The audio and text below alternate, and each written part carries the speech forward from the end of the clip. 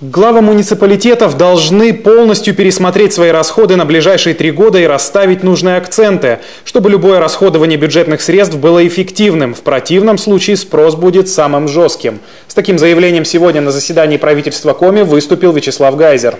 Кабинет министров рассмотрел бюджет на ближайшие 3 года. Впрочем, основной все же стала тема по подготовке к новому отопительному сезону. И вопросов к муниципалам у руководителя региона было немало. Татьяна Супряткина знает подробности. Первое после летних каникул заседание правительства для муниципалитетов стало своеобразным экзаменом. Сегодня каждый руководитель должен четко знать, как встречает зиму. На подготовку было 3 летних месяца. По данным Минархстроя, в нынешний отопительный сезон республика входит со 100% готовностью. Даже самые проблемные районные ремонтные работы выполнили вовремя. И этому есть объяснение. В этом году ход подготовки к зиме контролировался почти в ручном режиме. Специалисты из Сыктывкара выезжали в районы и на месте ликвидировали все изъяны. Впрочем, проблемы еще остаются. Например, в Усть-Куломском районе до сих пор нет ни одной управляющей компании. Жители категорически против. Но случись, что порыв теплосетей либо канализации, отвечать будет некому. А как с точки зрения закона это выглядит действительно? За чей счет банкет-то? У нас есть определенная проблема, то что у нас нет действующих управляющих компаний в Усть-Куломском районе.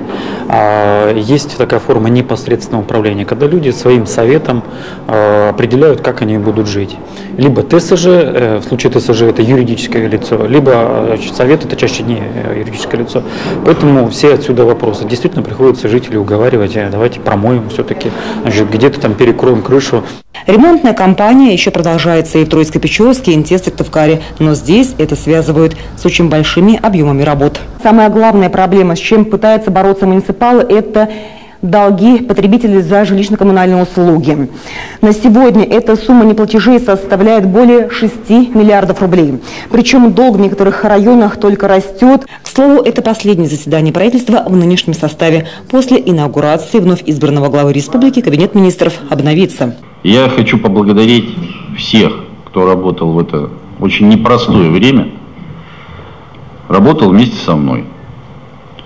И то, что, несмотря на сложные экономические условия, мы фактически все время проработали в период, то, что называется мировым экономическим кризисом и его последствиями. Тем не менее, нам удалось сохранить стабильную социально-экономическую обстановку в республике. И не просто ее сохранить, но и активно развивать социальную сферу республики. Кто потеряет свой портфель, а кто останется в своем кресле, скорее всего, станет известно уже на этой неделе. Окончательные итоги выборов огласят уже сегодня, а Вячеслав Гайзер дал понять, затягивать с формированием кабинета министров он не намерен.